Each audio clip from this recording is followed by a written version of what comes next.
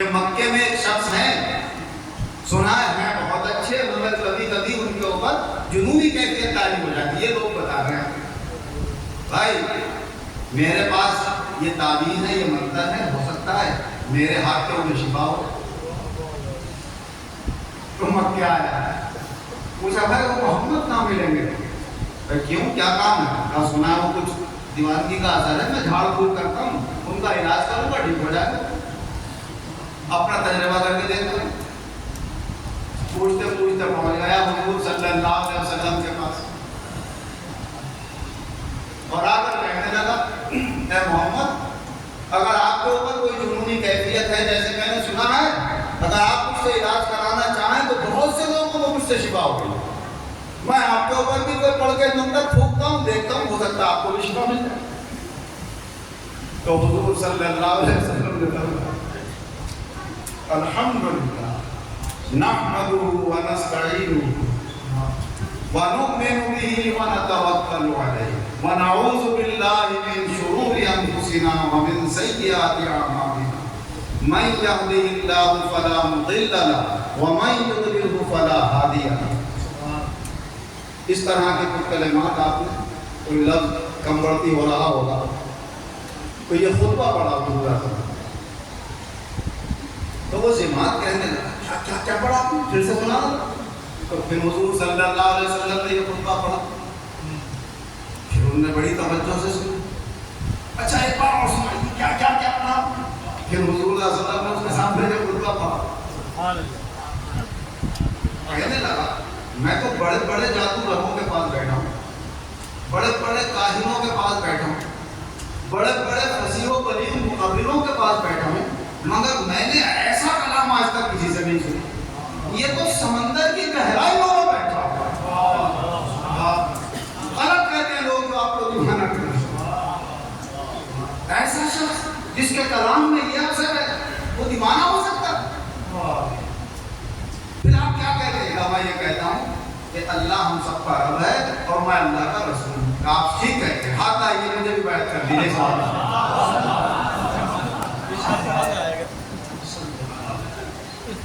تو مجھے وہ بات یاد آ جاتی ہے کہ یہ دربار تو وہ ہے جہاں لوگ آتے ہیں علاج کرنے اور چلے جاتے ہیں علاج کرنے.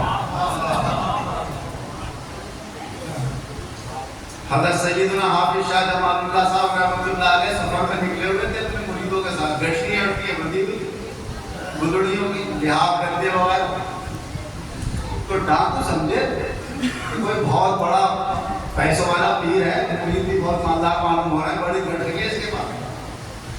مخبر میں خبر دے کے وہ ڈکیت جو تھے گھیر لیا چاروں طرف سے.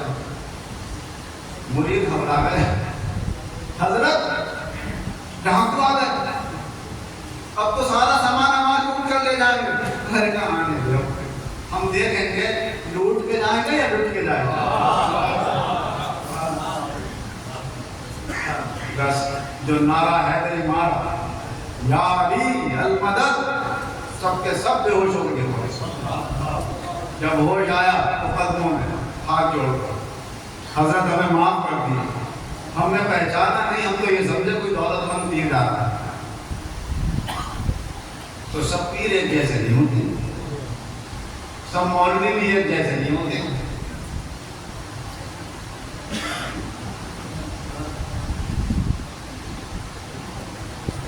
سوچ سمجھ کے ہاتھ ڈالتا ہے. کبھی کبھی غلط جگہ بھی ہاتھ ڈال دیتا ہے اور اتنے بڑے نقصان کا سبب اور اتنے بڑے نقصان میں پڑ جاتا ہے تو اسے پتہ بھی نہیں چلتا میں نے یہ کیا. سب کو ایک جیسا سمجھنے لگتا ہے.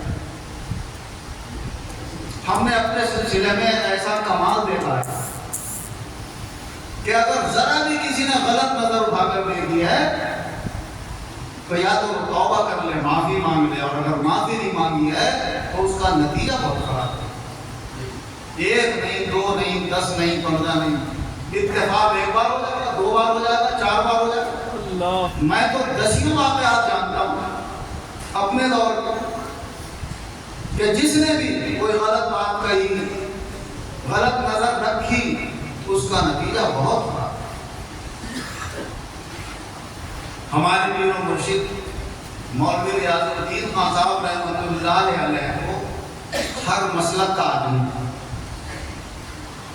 हर मक्तबा फिक्र का शख्स जिंदा वली कहता है। भाई रियाजुद्दीन साहब, उनके बारे में कुछ नहीं कह सकता, जिनको कोई कुछ नहीं कह सकता। बात ऐसा नालायक होता है कि वो उनके मुताबिक भी कुछ कह जाता है। फरहत अहमद जमाली, अल्लाह उनकी कब्र को रोशन मुनव्वर करे, मुझसे फरमाने लगे कि भाई इस साल भी हमारा इरादा, जब पहली बार उन्होंने तकरीरें हमारे उलमा की कराई थी फुरकानिया वालों की, कहने लगे इस बार भी अगरचे हमारा इरादा कोई सी पार्टी से तकरीरें कराने का था जिनसे अब तक हम कराते थे, पोस्टर भी छप गए थे सब कुछ, मगर मैं यहाँ बैठा था, अचानक एक मंजर सा मेरे सामने ऐसा घूमा कि जिससे कि हजरत ये इशारा फरमा रहे हैं कि इस बार उनका यहाँ पर बयान नहीं होना चाहिए प्रोग्राम में। हजरत पोस्टर छपे रहते, रखे रहते, तसव्वुरात पैदा हो गए। तो क्या मैंने पक्का इरादा कर लिया, पोस्टर छपे के छपे रखे रह गए, तो मैं कुर्बानियां वालों की तकलीफ करा। वाकया क्या हुआ था, उसी रात को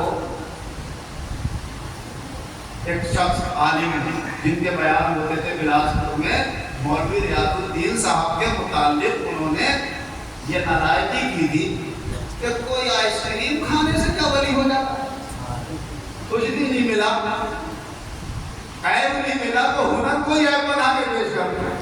अरे तो आइसक्रीम खाना कोई जुर्म है, कोई गुनाह है, कोई मकरूह है, कोई तंजीह है, कोई ऐब मिल गया होगा, कोई ठीक का ऐब नहीं मिला तब भी घुमा दिया होगा, तो मालूम है हसद जलन दुख वाला।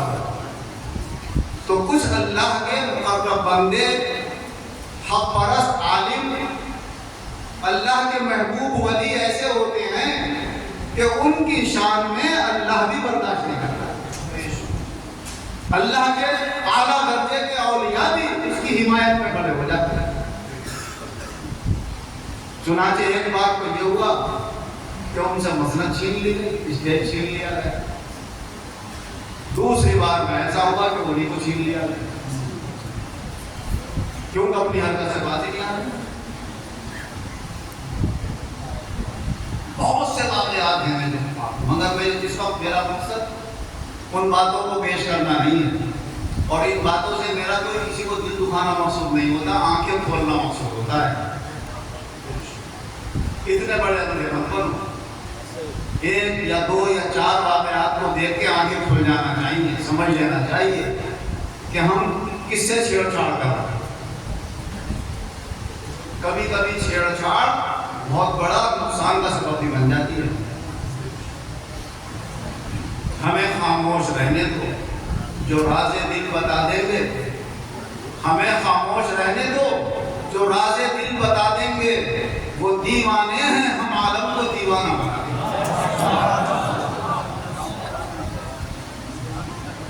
जो ज्यादा ज़र्फ वाले होते हैं, तहम्मुल और दुखबारी वाले होते हैं, या तो वो किसी से उलझते नहीं, टालते हुए चले जाते हैं, टालते हुए चले जाते हैं, मगर जब उन्हें जलाल आ जाता है तो उनके जलाल से फिर कोई बच नहीं पाता। नर ऊंट, भैंसा,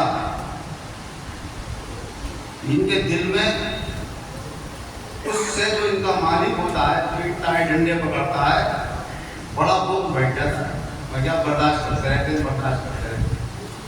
और जिस दिन मौका मिलता तो ऊंट तो खोपड़ी उतार लेता। और भैंसे का वाक़या मेरे वालिद ने मुझे बताया। एक भैंसा खुला हुआ था, रस्सी नहीं थी उसकी, पर जो मालिक पर नजर पड़ी होती तो मालिक को उसने जो मारना शुरू करा, कामों से राउंड के सींगों से, लोग डंडे लिया, लठियां लिया, बर्छे लिया, मगर जब तक रगड़ रगड़ के उसने जान से नहीं मार दिया, छोड़ा नहीं, ना कुछ भी न दिया। तो हमारे हज़रात बहुत मुतहम्मिल, बर्दाश्त करने वाले और इस नजरिए के हामिल हैं कि अगर कोई कुछ कहता भी है तो ये छोड़कर کہ یہ بھی ہمارے رسول صلی اللہ علیہ وسلم کے امتی ہیں، ناسمجھ ہیں، ابھی سمجھے نہیں ہیں، جب سمجھیں گے تو اللہ تعالیٰ ان کو صحیح راستہ دکھائے، انہیں بہت موقع دیا جاتا ہے، مگر آخر کار جب مانتے ہی نہیں ہیں تو پھر نتیجہ بھی ہوگا۔ انما الاعمال بالخواتیم، تمہارے اعمال کا دار و مدار تمہارے خاتموں پر ہے۔ اب خاتمہ دیکھ کر اندازہ لگا لو کہ کیا حال ہوا ہوگا۔ تو میں عرض یہ کر رہا تھا کہ اس وقت دنیا میں یہ بہت ماحول بنا ہوا ہے کہ کوئی کسی عالم کے متعلق، کوئی کسی جماعت کے متعلق اللہ کے بندوں کو شک میں ڈالنے کے لیے، برگلانے کے لیے کوئی ایسی بات چھوڑ دیتا ہے کہ جس سے لوگ شش و پن میں پڑ جاتے ہیں، سوچ میں پڑ جاتے ہیں، اور الجھٹے کی بات کیا ہے نا، صاف نہیں دکھا۔ مدرسہ جامع العلوم فرقانیہ کے اور اس جماعت سے تعلق رکھنے والے جتنے علماء ہیں، ہمارے بزرگ علماء جو گزر چکے، وہ سب کا عمل، عقیدہ، طور طریقہ مکمل اہل سنت والجماعت کا طریقہ ہے۔ بریلی والوں سے عقیدے کے مسئلے میں صرف ایک مسئلے میں تو اختلاف ہے، دیوبندیوں کو کافر کہتے ہیں۔ آپ اسٹیج پہ کھلے عام نہ ہو، ہمیں کوئی اعتراض نہیں کہ صاحب رامپور والے، فرمانیہ والے دیوبندیوں کو کافر نہیں کہتے، کہیے یہی تو ہمارا اختلاف ہے، جو میں نے اختلاف ہے اس کو بیان کرو۔ یہ گھمائی کی بات کیا کہتے ہو صلح کلی؟ لوگ سوچ میں پڑ جاتے ہیں صلح کلی ہوتا کیا ہے؟ ہوتا کچھ نہیں ہے، ایک شک والا جملہ لوگوں کے بیچ میں چھوڑ دیا کہ جس سے لوگ سوچنے لگے یار یہ تو کوئی پکے والے سنتے نہیں ہوتے۔ اور اگر جب لوگوں کے درمیان یہ بات جاتی ہے کہ دیوبندیوں کو کافر نہیں کہتے، تو اکثر پڑھے لکھے لوگ یہی کہتے ہیں بھائی بالکل صحیح کرتے، تمہارے اختلافات نے تو قوم کو تباہ کر دیا، برباد کر دیا، ایک دوسرے کو کافر اور مشرک کہنے سے۔ اب انہیں پتہ چل گیا کہ لوگ الٹا ہمارے منہ پکڑ لیتے جب ہم کہتے ہیں کہ بھائی فرقانیہ والے دیوبندیوں کو کافر نہیں کہتے، جبکہ کافر تو یوں نہیں کہتے ہیں کہ ہمارے رسول حضور احمد مجتبی حضرت محمد مصطفیٰ صلی اللہ علیہ وسلم نے فرمایا، جس کا خلاصہ یہ ہے کہ جن مسلمانوں کو تم دین کے ضروریات پر عمل کرتے ہوئے چلتے ہوئے دیکھو، انہیں کسی حال میں کافر مت کہنا اور انہیں دین سے خارج مت کرنا۔ اور ایک حدیث پاک میں حضور صلی اللہ علیہ وسلم نے ارشاد فرمایا کہ جب کوئی مسلمان کسی دوسرے مسلمان کو کافر کہتا ہے تو پھر کفر کا رجوع دونوں میں سے ایک کی طرف ضرور ہوتا ہے، یا تو جسے کافر کہا ہے وہ واقعے میں کافر ہے تو ٹھیک ہے، اور اگر وہ کافر نہیں ہے تو کفر کہنے والے کی طرف لوٹ جاتا ہے۔ لیکن ہم ان عبارتوں سے خوش تھوڑی ہیں، جو عبارتیں اس وقت کے دیوبند کے علماء نے جو لکھی تھی، اور ہم کیا دیوبند کے ہی آج عالم اس سے خوش نہیں کہ لوگ کہتے ہیں بھائی ہمارے بزرگوں کی باتیں ہماری سمجھ میں نہیں آتی، ہم کیا کہیں ان کے متعلق، لیکن اچھا نہیں لگتا کہ یہ لکھا جاتا کتابوں پر، تو ہم ان باتوں کو ناپسند کرتے، حمایت نہیں کرتے، نہ طرفدار ہیں ان باتوں کے، ہم سب مخالف ہیں ان کے، صرف کفر سے ہم کفر کے قائل نہیں ہیں اور اللہ کا قائل نہیں، کسی کو اچھا لگتا یا برا لگتا۔ تو یہ باتیں ہم نے ضمن عرض کر دی، اور لوگوں کو جن تک ہماری یہ باتیں پہنچے اپنی آنکھیں کھول کے خبردار ہو جانا چاہیے۔ آج ایک آدمی یہ کہہ رہا ہے کہ گناہگار کے پیچھے نماز نہیں ہوگی، فتویٰ دے دو، مہر لگا دو اپنی، اور پھر اپنے اندر گریبان میں جھانک کر دیکھو کہ کتنے بڑے بڑے گناہ کر رہے ہو، کہاں کہاں حرام کے مرتکب ہو رہے ہو۔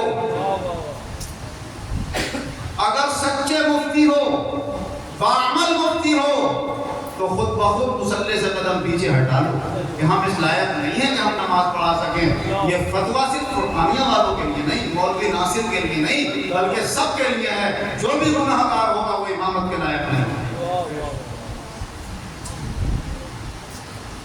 تو گناہگار اگر نہیں ہو تو بہت بڑا دعویٰ ہے.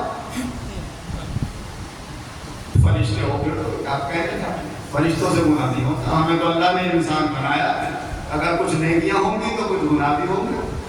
تو یہ اللہ کا کرم ہے کہ ہمیں اللہ نے گناہوں کا احساس دلایا, توبہ کی توفیق عطا فرمائی ہے, اور تمہیں تو احساس بھی تم سے اٹھا لیا. تم تو گناہ کر کے بھی یہ سمجھ رہے ہو کہ ہم بالکل پاک صاف ہیں, ہم سے کوئی گناہ ہو ہی نہیں سکتا. حضور صلی اللہ علیہ وسلم نے تو یہاں تک حدیث پاک میں ارشاد فرمایا کہ اگر تم گناہ نہ کرتے تو تم سب کو اللہ تعالیٰ ختم کر دیتا, اور پھر اپنے ایسے بندے پیدا کرتا جو گناہ کرتے, اللہ سے معافی مانگتے, اللہ اپنی مغفرت اور رحمت کو ظاہر کرتا. اللہ تو اپنی رحمت ظاہر کرنا چاہتا ہے.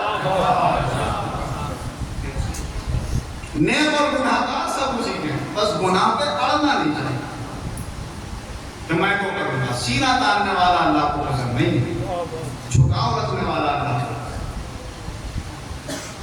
تو یہ کتنا بڑا گناہ ہو رہا ہے زمانے میں کہ ایک مولوی دوسرے آپ مولوی کی تقریر اس لیے سن رہا ہے کہ پکڑنے کی کون سی بات ہے, اور پکڑ کے پھر اس کو وائرل ویڈیو کیسے کروں گا کہ دیکھو اس مولوی نے یہ کہا. یہ حرام ہے, اور جو اس حرام کو پسند کرتے ہیں یا خود کرتے ہیں سب ایک ہی جرم میں شامل ہے. یا پھر ہم نے یہ معیار بنا لیا کہ ہم جن بزرگوں سے وابستہ ہیں, جس سلسلے میں بیعت ہیں, وہ تو مسلمان ہیں, اور جو ہمارے سلسلے سے ہٹے ہوئے جتنے سلسلے ہیں, ہمارے مرتبہ فکر سے ہٹے ہوئے جتنے علماء ہیں, سب دین سے خارج ہیں اور کافر ہیں. تو غیبت مسلمان کی نہیں ہوتی ہے, کافر کی ہو جاتی ہے. تو یہ عقیدہ بھی کتنا بڑا غلط ہے. یہ کیسے ہو جائے گا کہ سارے اولیاء اللہ کے ماننے والے ان کے سلسلوں سے وابستہ سب دین سے خارج ہو جائیں, بس ہر پارٹی والا اپنی پارٹی والی کو مسلمان سمجھے, باقی سب کو کافر جانے. ہر مولوی اپنے آپ کو تو مسلمان جانے, باقی سب کو کافر سمجھے. تو یہ تو وہ بات ہو جائے گی کہ امت کھڑ گئی ہے, دماغ کام ہی نہیں کرتا, ہوش و حواس اڑے ہوئے ہیں. جب حالات بگڑے ہیں تو حالات بگڑنے سے مسلمانوں کا, پڑھے لکھے لوگوں کا یہ حال ہو گیا کہ ان کی عقلیں کام نہیں کر رہی. ہم کیا کہہ رہے ہیں, کیا فتویٰ دے رہے ہیں, کیا ویڈیو وائرل کر رہے ہیں, انہیں پتہ ہی نہیں چلتا. اس برے حال سے نکلنا بہت ضروری ہے. ہر مسلمان کی غیبت گناہ ہے, پارٹی والے کی غیبت گناہ نہیں ہے. اور جو بھی سچے دل سے پڑھنے والا ہے لا الہ الا اللہ محمد الرسول اللہ, وہ ہمارا مومن بھائی ہے, مسلمان. جب تک کہ ضروریات دین کا انکار نہ کرے اور کوئی اس سے اللہ اور اس کے رسول کی شان میں گستاخی ظاہر نہ ہو جائے, اس وقت تک وہ صاحب ایمان ہی مانا جائے.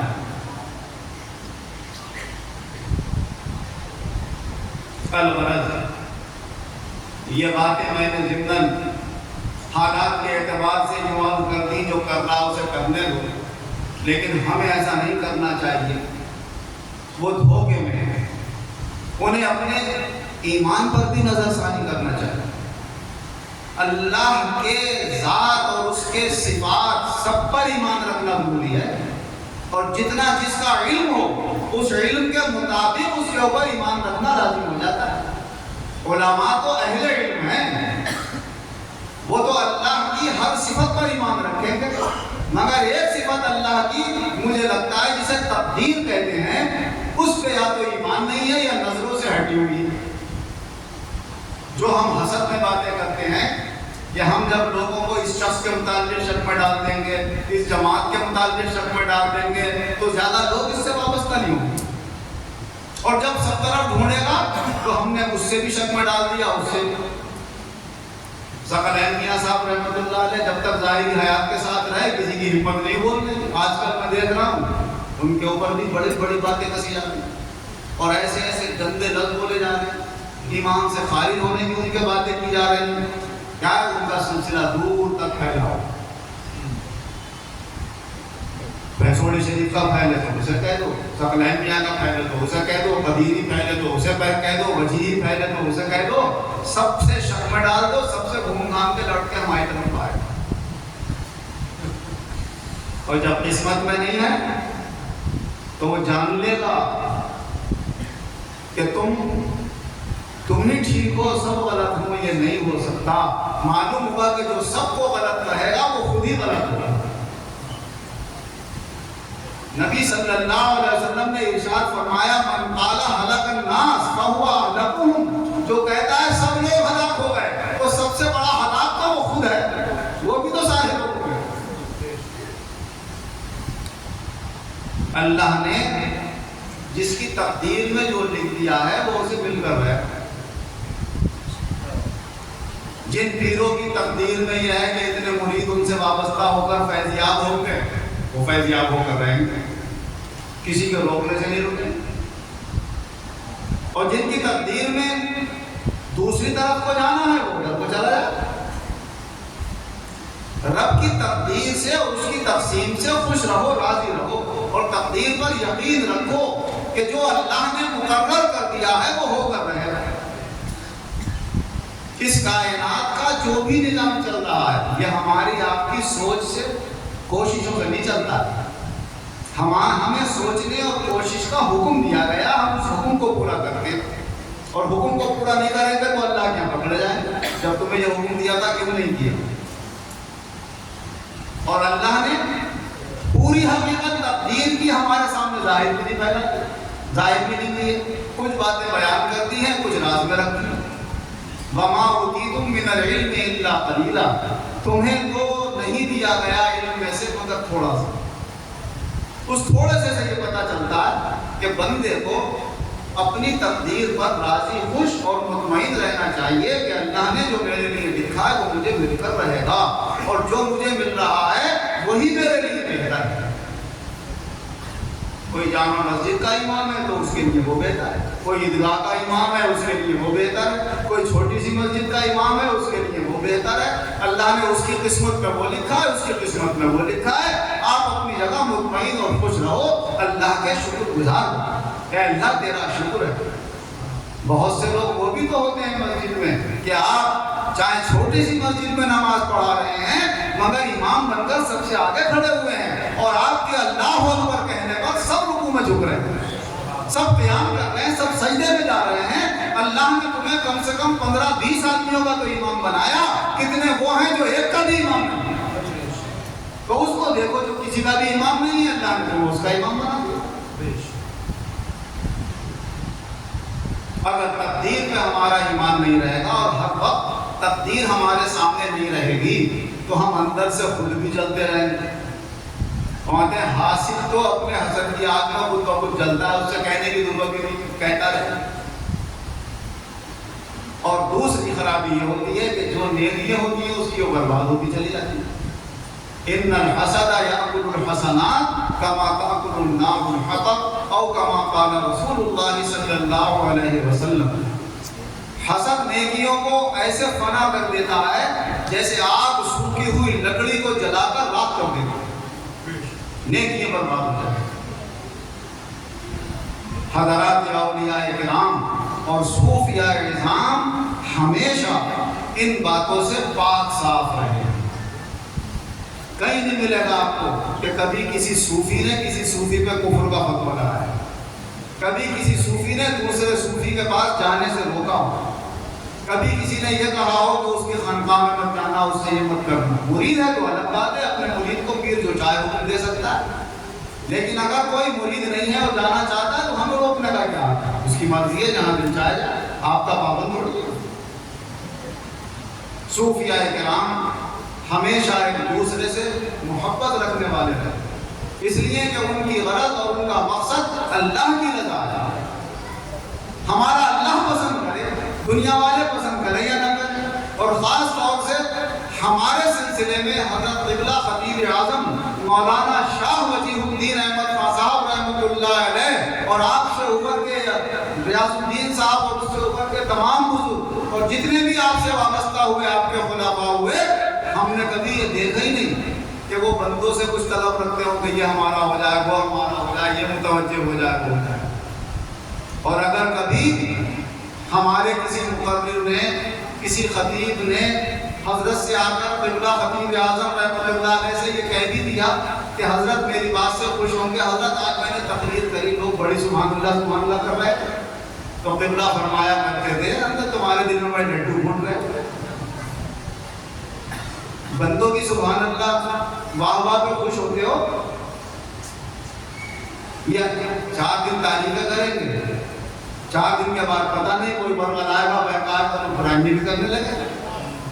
یہ تعریفیں کریں یا برائیاں کریں کسی سے کوئی اثر پڑنے والا نہیں، لیکن اگر اللہ ناراض ہو گیا تو پھر دونوں جہان برباد ہو گئے۔ وہ کہنا ہے، وہ لکھنا ہے، وہ کرنا ہے جو اللہ پسند ہے، اللہ کے رسول صلی اللہ علیہ وسلم پسند فرمائے۔ قرآن و حدیث کی روشنی ہمارے لیے نمونہ عمل ہے۔ بندوں کی عقلیں کیا کہہ رہی ہیں، ان کی سوچ کیا کہہ رہی ہے، ان کی زبانوں سے کیا نکل رہا ہے، اس کی پرواہ کی ضرورت ہے۔ الحمدللہ ہم جس خانقاہ پر حاضر ہیں یہ بڑے دنیا والوں سے بے نیاز، یہ تو اپنے نام کے ساتھ بھی کوئی ایسی بات پسند نہیں فرماتے تھے کہ جس سے لوگوں کے دلوں میں اس وجہ سے ہماری عزت پیدا ہے۔ حضرت شاہ احمد علی خان صاحب رحمۃ اللہ علیہ اگر کوئی کہتا تھا میاں، ارے کہا بھائی میاں نہیں، ہم خان صاحب ہیں، ہاں خان صاحب کے پاس آنا ہے، دروازہ کسی نے کہا میاں ہیں، کہنا میاں نہیں رہتے یہاں، خان صاحب رہتے ہیں، کیوں احمد علی خان صاحب کا نام چھپانا نہیں چاہتے تھے اپنے ٹائٹل کو اور اپنے نشان کو، خاندان کھل کے بتاتے تھے خان ہیں، اگر جانتے ہو ہمیں تو اللہ والا جان کر فیضیاب ہونا چاہتے ہو تو آ جاؤ، میاں کی برکت لینا ہوا ہے، میاں کی بات ہمیں کریں، یہ تو اگر مرید کرنا چاہتے تو بھیڑ لگ جاتی یہاں، اور پھر یہ سلسلہ بسلسلہ ان کے مرید اور پھر ان کے مرید کرتے تو آج مدرسے میں جگہ کم ہوتی، سڑکوں پر لوگ کھڑے ہوتے، اور جیسے اور بزرگوں کے عرصوں میں لاکھوں کی تعداد میں لوگ ہوتے ہیں، یہاں بھی لاکھوں کی تعداد میں ہوتے ہیں، مگر انہوں نے بھیڑ کو پسند نہیں کیا، انہوں نے اللہ کا قرب پسند کیا، اللہ کی رضا پسند کیا، اللہ نے ان کو پسند فرمایا۔ ہزاروں لاکھوں پسند کریں یا نہ کریں، اللہ اور اس کے رسول پسند فرما لے، اللہ کے یہ مقرب بندے پسند فرما لے تو دونوں جہان کامیاب ہو۔ دعا کریں اللہ تبارک و تعالی ہمیں، ہمارے مدرسے کے تمام علماء منتظرین کو اور اس سے مبارک میں حصہ لینے والے تمام حاضرین کو، ان کی حاضری کو اللہ پسند فرمائے، اللہ کے دربار میں مقبول ہو، اللہ کے رسول صلی اللہ علیہ وسلم کے دربار میں مقبول ہو، اور ہمارے مرشدین کرام کے دربار میں مقبول ہو، اور اللہ انہی کے ساتھ آخرت میں ہمارا حشر فرمائے۔ آمین وآخر دعوانا ان الحمدللہ۔